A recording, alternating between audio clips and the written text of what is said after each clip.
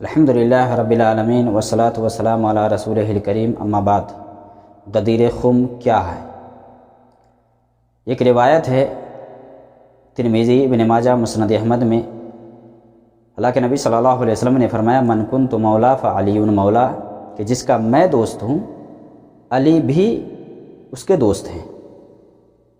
یہ حدیث ہے۔ اس حدیث کو لے کر کے بعض علماء نے یہ کہا ہے کہ یہ حدیث صحیح نہیں ہے۔ شیخ البانی نے اس کو صحیح کہا ہے۔ اگر مان لیتے بھی ہیں کہ یہ روایت صحیح ہے تو اس میں اللہ کے نبی صلی اللہ علیہ وسلم نے جو بات کہی حضرت علی سے محبت کے حوالے سے کہی۔ اس سلسلے میں ایک واقعہ ہے۔ غدیر خم یہ ایک جگہ ہے جہاں یہ واقعہ پیش آیا تھا، جہاں آپ صلی اللہ علیہ وسلم نے یہ بات کہی تھی حضرت علی کی فضیلت میں۔ اس سے پہلے سن 10 ہجری میں اللہ کے نبی صلی اللہ علیہ وسلم حج پر جانے والے تھے۔ حضرت علی کو یمن کا گورنر بنا کر کے بھیجے۔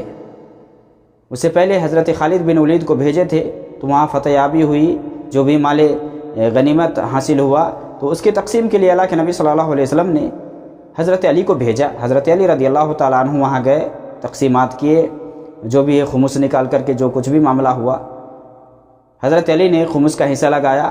ایک لونڈی آئی ان کے حصے میں، اسے انہوں نے ہم بستری کی، جس کی وجہ سے بعض صحابہ ناراض ہو گئے حضرت علی سے، ناراض ہو گئے، جیسے کہ بریدہ اسلمی، اور انہوں نے جا کر کے خالد بن ولید کو بتلایا تو ناراض ہو گئے۔ اللہ کے نبی صلی اللہ علیہ وسلم مدینہ سے حج میں پہنچے۔ حضرت علی رضی اللہ تعالیٰ عنہ کو بھی ادھر یمن سے حج میں جانا تھا، تو وہ بھی حج میں پہنچے، اور بھی دیگر صحابہ تھے حج میں پہنچے۔ اللہ کے نبی صلی اللہ علیہ وسلم کو جا کر کے بعض صحابہ نے یہ بتلایا کہ حضرت علی نے ایسا ایسا کیا ہے، جس کی وجہ سے بعض صحابہ کے دل میں جو دشمنی آ گئی تھی نا، تو اللہ کے نبی صلی اللہ علیہ وسلم سے جا کر کے انہوں نے بتلایا۔ تو اللہ کے نبی صلی اللہ علیہ وسلم نے حضرت علی کی فضیلت میں یہ کہی کہ ان سے محبت کرو اور دشمنی نہ کرو۔ تو صحابہ ان سے محبت کرنے لگے، یہاں تک کہتے کہ میرے نزدیک وہ بہت برے بن گئے تھے، پھر وہ بہت اچھے ہو گئے، یعنی میرے نزدیک بہت محبوب بن گئے۔ وہ حج مکمل ہونے کے بعد اللہ کے نبی صلی اللہ علیہ وسلم مدینہ واپس ہو رہے تھے، لیکن یہ جو بات تھی حضرت علی کے بارے میں بعض صحابہ کے دل میں ابھی بھی تھی۔ اللہ کے نبی صلی اللہ علیہ وسلم جب مدینہ واپس ہو رہے تھے تو جب اس جگہ پر پہنچے، یہ غدیر خم ایک جگہ ہے، ایک مقام ہے، ایک مکان ہے۔ اس جگہ پہ جب اللہ کے نبی صلی اللہ علیہ وسلم پہنچے تو صحابہ کے درمیان آپ نے خطبہ دیا۔ یہ غدیر خم ہے۔ ایک طرح سے آپ مان لیں کہ اللہ کے نبی صلی اللہ علیہ وسلم کے زمانے میں یہ ایک چوراہا مانا جاتا تھا، جہاں سے حاجی لوگ تقسیم ہوتے تھے، اپنے اپنے ملک کی طرف جاتے تھے، پورب، پچھم، اتر، جو بھی ہو، یہ ایک چوراہا مانا جاتا تھا۔ تو وہی اللہ کے نبی صلی اللہ علیہ وسلم نے مکہ اور مدینہ کے درمیان، یعنی مکہ اور مدینہ کے بیچ میں ایک جگہ ہے یہ غدیر خم، تو وہی آپ نے خطبہ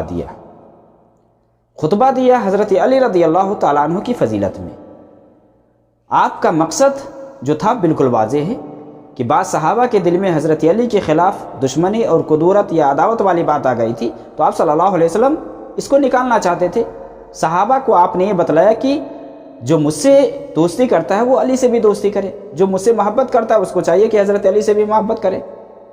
اللہ کے نبی صلی اللہ علیہ وسلم نے حضرت علی کے فضائل کو وہاں بیان کیا، ان کے مقام اور رتبے کو آپ صلی اللہ علیہ وسلم نے واضح کیا۔ مسئلہ یہاں ختم تھا، صحابہ سب چلے گئے۔ اب یہاں سے اہل تشیع کو، باطل پرست، یہ اخذ کرنا شروع کر دیے ہیں کہ اللہ کے نبی صلی اللہ علیہ وسلم نے حضرت علی کے مقام کو جو یہاں بیان فرمایا، اس سے مراد یہ ہے کہ اللہ کے نبی صلی اللہ علیہ وسلم کے بعد یہ خلیفہ بلا فصل بننے والے ہیں۔ اللہ کے نبی صلی اللہ علیہ وسلم کے بعد خلیفہ یعنی ولایت آپ کو مل گئی، یہاں آپ کو ولایت کا درجہ دیا، حالانکہ یہ بالکل غلط ہے، کیونکہ پہلے سے بات آ رہی تھی صحابہ کے دماغ میں حضرت علی کے خلاف جو بات تھی آپ صلی اللہ علیہ وسلم نکالنا چاہتے تھے، اور آپ نے یہ بتلایا کہ حضرت علی سے محبت کرو۔ ویسے مولا کے بہت سارے معنی ہوتے ہیں، لیکن جو پس منظر ہے وہ بالکل واضح ہے کہ یہاں اللہ کے نبی صلی اللہ علیہ وسلم صحابہ کے دل میں حضرت علی کے خلاف جو کچھ اس طرح سے کدورت یا عداوت والی بات تھی آپ نکالنا چاہتے تھے، اور آپ نے نکال دیا حضرت علی کی فضیلت کو بیان کر کے۔ تو اب یہاں بیان کرتے ہیں کہ اللہ کے نبی صلی اللہ علیہ وسلم کا یہ کہنا کہ علی جس کا میں مولا ہوں اس کا علی مولا ہے، تو اللہ کے نبی صلی اللہ علیہ وسلم کے بعد اب خلیفہ بننے والے ہیں، بلا فصل کوئی نہیں بنیں گے، یہی بنیں گے۔ اور اس کے بعد اس جگہ کی مناسبت سے لوگ قصہ بیان کرتے ہیں، واقعہ بیان کرتے ہیں کہ بھائی یہاں قرآن کریم کی وہ آیت بھی نازل ہوئی تھی۔ کون سی آیت؟ جو آیت کی اس سے پہلے عرفات میں نازل ہو چکی تھی، الیوم اکملت لکم دینکم واتممت علیکم نعمتی ورضیت لکم الاسلام۔ یہ من گھڑت بات ہے، یہ من گھڑت بات ہے کہ کوئی یہ بیان کرے کہ یہ آیت غدیر قم نامی جگہ میں نازل ہوئی تھی۔ بالکل صحیح نہیں ہے، بلکہ صحیح بخاری اور مسلم میں حضرت عمر رضی اللہ تعالیٰ عنہ سے حدیث ہے کہ ایک یہودی نے آ کر کے حضرت عمر رضی اللہ تعالیٰ عنہ سے یہ کہا کہ آپ کی کتاب میں ایک ایسی آیت ہے جس کو آپ پڑھتے ہیں، اگر ہم یہودیوں پر اگر یہ آیت نازل ہوتی تو اس دن کو ہم عید بنا لیتے، اس دن ہم خوشی مناتے۔ حضرت عمر نے پوچھا وہ کون سی آیت ہے؟ تو بتایا کہ الیوم اکملت لکم دینکم واتممت علیکم نعمتی ورضیت لکم الاسلام دینا۔ حضرت عمر رضی اللہ تعالیٰ عنہ نے کہا کہ میں تو اچھی طرح سے جانتا ہوں کہ آیت کب اور کس جگہ میں نازل ہوئی۔ یہ جمعہ کے دن اس وقت نازل ہوئی جب اللہ کے نبی صلی اللہ علیہ وسلم میدان عرفات میں تھے۔ تو یہ آیت 9 ذوالحجہ کو میدان عرفات میں نازل ہو چکی ہے۔ واقعہ پیش کب آ رہا ہے؟ غدیر خم کا واقعہ 18 ہجری، یہ 18 تاریخ کو ہوا، یعنی ذوالحجہ کی 18ویں تاریخ کو آپ صلی اللہ علیہ وسلم نے غدیر خم میں آپ نے خطبہ دیا، 18 تاریخ ذوالحجہ کی 18 تاریخ کو۔ اب اس دن کو لوگ اس مناسبت سے اب عید بھی مناتے ہیں اور اس کو عید غدیر خم کا نام دیتے ہیں۔ یہ عید کا نام دینا اصل میں اس کا جو پیداوار ہے، جس نے پیدا کیا ہے، یہ شیعہ کا جو باپ ہے معز الدولہ، یہ بادشاہ نالائق کٹر شیعہ تھا، اس نے اس کو 351 ہجری میں بغداد میں اس نے منایا سب سے پہلے، 351 ہجری میں، ورنہ اسلام میں صرف 2 ہی عید ہے، عید الفطر اور عید الاضحیٰ، اور کوئی تیسری عید نہیں ہے۔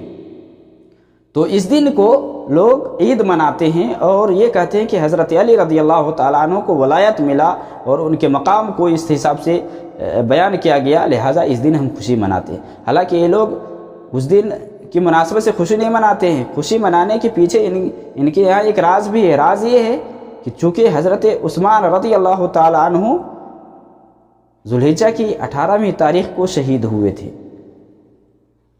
ان کی جو شہادت ہوئی حضرت عثمان کی ذوالحجہ کی 18ویں تاریخ کو، اور اسی کی خوشی میں یہ لوگ عید مناتے ہیں، ورنہ عید غدیر خم کے نام سے یہ لوگ عید نہیں مناتے وہاں۔ یہ تو خوشی نام دیے ہیں عید غدیر خم، لیکن خوشی میں کچھ اور ہے۔ حضرت عثمان سے چونکہ دشمنی رکھتے ہیں، اور بھی حضرت عثمان سے ابو بکر ہے، عمر ہے، ان سے دشمنی رکھتے ہیں، کیونکہ یہ لوگ پہلے خلیفہ بن گئے نا۔ حضرت علی کو تو بعد میں ولایت کا معاملہ آیا اور بعد میں وہ خلیفہ بنے، تو جس کی وجہ سے یہ دشمنی رکھتے ہیں اور خوشی مناتے ہیں اس دن کہ ان کی شہادت ہوئی۔ جس طرح کے کنڈے بھرنے رجب میں 22 رجب کے کنڈے بھرنے کی بات آتی ہے نا، تو اس دن کہتے ہیں کہ جعفر صادق کے نام سے کنڈے بھرتے ہیں، خوشی مناتے نہیں۔ وہاں جو خوشی مناتے ہیں حضرت معاویہ کی وفات ہوئی تھی اس تاریخ کو، جس کی وجہ سے یہ لوگ خوشی مناتے ہیں یہ شیعہ حضرات۔ تو اس دن کو عید کا نام دینا اور اس دن یہ کہنا کہ قرآن کریم کی وہ آیت نازل ہوئی ہے سورہ مائدہ کی الیوم اکملت لکم دینکم، یہ سب بے بنیاد بات ہے، اسلام میں اس کا کوئی تعلق نہیں ہے۔ حضرت علی کے بارے میں جو بھی واقعہ بیان کیا جاتا ہے کہ یہ سب سے افضل تھے اور یہ سب سے افضل ہیں اور ان سے ظلماً لے لیا گیا، ان کو ولایت یا خلیفہ نہیں بنایا گیا، یہ سب ان کی اپنی بات ہے۔ سب سے افضل ہمارا یہ عقیدہ ہے، اہل سنت والجماعت کا عقیدہ ہے کہ سب سے افضل نبی صلی اللہ علیہ وسلم کے بعد ابو بکر، اس کے بعد عمر، اس کے بعد عثمان، اس کے بعد علی رضی اللہ تعالیٰ عنہ ہے۔ سب سے افضل ابو بکر ہے، اس کے بعد حضرت عمر۔ اگر اللہ کے نبی صلی اللہ علیہ وسلم غدیر خم میں خطبہ دیا، حضرت علی کے ولایت کے بارے میں آپ نے فرمایا کہ یہی خلیفہ بننے والے ہیں، تو صحابہ اللہ کے نبی صلی اللہ علیہ وسلم کے انتقال کے بعد اتنے صحابہ تھے، ابو بکر بھی تھے، عمر بھی تھے، سارے تھے، حضرت علی بھی تھے، کیوں خاموش تھے وہاں کہ اللہ کے نبی صلی اللہ علیہ وسلم نے مجھے ولی بنا دیا ہے، خلیفہ خلافت دے دیا ہے؟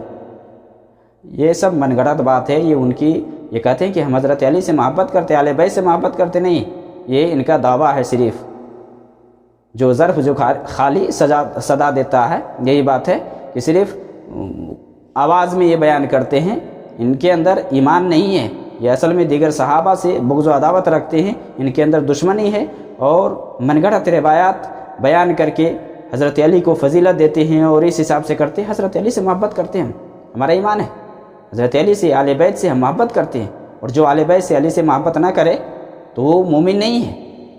لیکن اس حساب سے غلو کرنا، دوسرے صحابہ کو ہینچ کر دینا، ایک دم نیچے کر دینا، اس کو کمتر کر دینا، جس کا جو مقام ہے اس مقام سے گرا دینا، یہ بالکل غلط ہے۔ تو اس مناسبت سے، غدیر خم کی مناسبت سے جو بات لوگوں میں رائج ہے کہ اس کو عید کا نام دیا جاتا ہے، اس دن خوشی منائی جاتی ہے، یہ سب غلط ہے۔ اللہ کے نبی صلی اللہ علیہ وسلم نے خطبہ دیا تھا، حضرت علی رضی اللہ تعالیٰ عنہ کی فضیلت کو صحابہ کے سامنے رکھا، اور صحابہ سمجھ گئے، اور صحابہ اس پر عمل کرتے رہے۔ اللہ رب العالمین ہمیں صحیح دین سمجھنے کی توفیق دے۔